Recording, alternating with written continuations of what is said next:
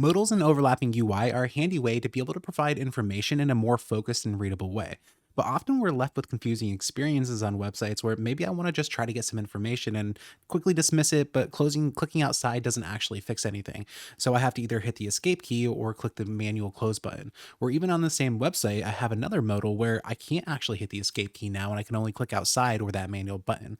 But besides being confusing, these all things have one thing in common where we just want to simply close this UI and it's not letting us. So, how can we actually build that for our application where we're going to see how we can allow somebody to either hit the escape key or even just click outside in order to dismiss any kind of overlapping UI in React? So, looking inside of my code, I'm working out of Astro where I'm currently loading this search component out of my navbar. And if we look inside of this component, it's currently a form where I'm allowing anybody to write a query. And whenever somebody does, I'm searching through this list of posts that I'm loading inside of the client so that we can see if any posts match that result. If it does, I'm going to be able to display those results on the page. Now, the problem is whenever somebody actually searches through those posts, such as if I'm looking for something AI, if I'm trying to hit the escape key or trying to click through, it just doesn't dismiss that UI. And it's not really a great experience for somebody who just wants to get rid of that inside of their browser. So we're going to do two things. Where one, we're going to allow anybody to click outside of that dropdown in order to dismiss it. But also, if anybody hits the escape key, we're going to allow that to close it as well. Now, in order to detect a click outside of the box, we need to attach an event listener to something. And to do that, we can use the document body so that we can listen for a click anywhere inside the document. So we're going to use a use effect in order to set up that event listener when it loads on the client. So I'm going to first create my new use effect. And inside, I'm going to also add an empty dependency array so it only loads the first time that the client is actually mounted. But I'm going to add document.body, add event listener, and I'm going to add an event listener for click. Now, the second argument is going to be the callback for that click. So anytime that loads, let's just start off by testing it out so that we can say click. Now with my DevTools open, anytime I actually click somewhere, we can see that it's triggering that click. And even if I click inside or inside of the input, it's still triggering that click. Now we want to start off by fulfilling that first goal of ours, and that's to actually clear that UI. Now we have a couple ways of doing that, and that probably also depends on how your UI overlapping is actually being shown, where currently mine is being shown by simply having a query and some results. So what I can do is I can reset that query and basically clear it out and say, anytime somebody clicks outside of it, I'm just going to reset the form so that somebody's search query is cleared out, which makes a lot of sense if they're trying to dismiss it, right? So I have this handy reset function already set up for my functionality that I have available. So I'm going to say anytime somebody clicks outside of that, I'm going to simply reset. So now if I go back into the application and try to click outside, we can see that it definitely does dismiss that UI. But we do have a problem is if I click inside of that input, it also dismisses it where maybe I just want to change the query. I don't want to completely dismiss everything. Now, whenever this event listener actually fires its callback, we get an event that's associated with that, where that event also includes information about what element is actually being clicked. If I log out that event, anytime that happens, and I click outside of that UI, we can see that we get this pointer event. And if we're looking through the information that we get, one thing that's interesting to us is the target, and that's going to show the actual element that's being clicked. But we have a little bit more of an interesting way of being able to get the information that's associated with where we're actually clicking, where here, this is going to depend on where the actual click event is being registered. So depending on where I click in that, it might register with something different, such as if I actually click on the H1 or rather the logo for the website, it's going to register that instead. So I want to be able to see up all the parents of parents of parents to see the path of all those different elements to make sure that my element's not inside of that. To do that, instead of using the target, I can use what's called the composed path. So if I run this method, so if I try to click outside again, we actually can see this value that includes all those different elements that go all the way up the tree to the document and the window to see everything that's included in that path, including all the parents of parents of parents. Now, the tricky thing is, what element do I actually look for and how do I look for it to see if it's included in this? Now, if we look inside of the UI that I'm actually writing here, I have the form, I have the label, I have the input, and the thing that all this has in common is it all bubbles up to that form, including the results. So let's actually inspect this form and see if that form is in that composed path. Now, because I have this form ref already set up, I can access this form at formRef.current once it's actually mounted inside of the browser. So what I can do is I can say if formRef.current actually exists, and then I'm going to say, and if my event composed path doesn't include this formRef.current, only then am I going to want to actually run this reset command? So now if I head back to the browser and I actually try to click outside, we can see that it still works. But if I bring that up again and click on the inside, we see that I'm still getting that hit click handler functioning because I'm logging out the composed path, but we can see that it's no longer actually dismissing it. It's only going to dismiss it if it's outside of that form. Now this is working pretty well, but we want to make sure that anytime that this component unmounts, maybe we're going to a different page that doesn't have the nav, or maybe in your situation you have one page with a modal, one page without. We want to make sure that we remove this event listener so that it cleans up the event listener from memory inside of our browser. Now let me get rid of myself. What we want to do is we first want to take this callback and actually define it as a function so that we can also remove it as part of this workflow. So what I'm going to first do is I'm going to copy and paste this outside. Let's name this as constant handle on click and set that equal to our new function. We want to also add this type here, and I'm going to add it as a mouse event. And now I can pass in handle on click as that second argument. But now what we're going to do is on the use effect, we're going to return a function.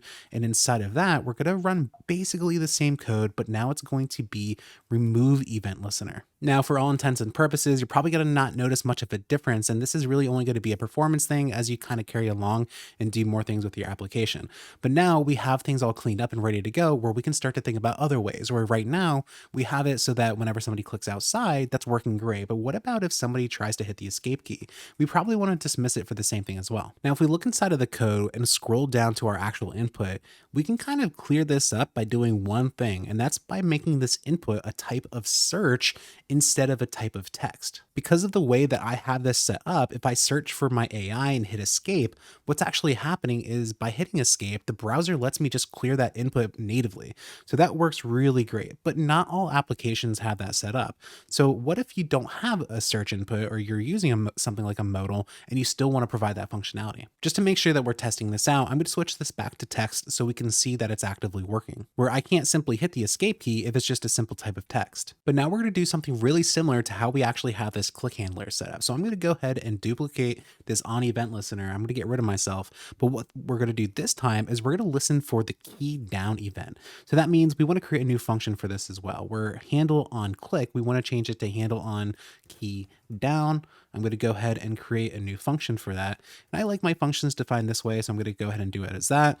We know that we're going to get an event inside of this, but this time it's going to be a keyboard event. Now, not only do we want to add that event listener, we want to also make sure that we remove it. So before moving forward, we can make sure that we do the same exact thing that we did for on click and make sure that we're cleaning up our resources whenever we're adding them. But now, whenever this event occurs, I want to listen for a specific key. So first, let's console log out that event so that we can see what's actually inside. Now, if I head to my browser and I try to hit that escape key again, we can see that we get a keyboard event.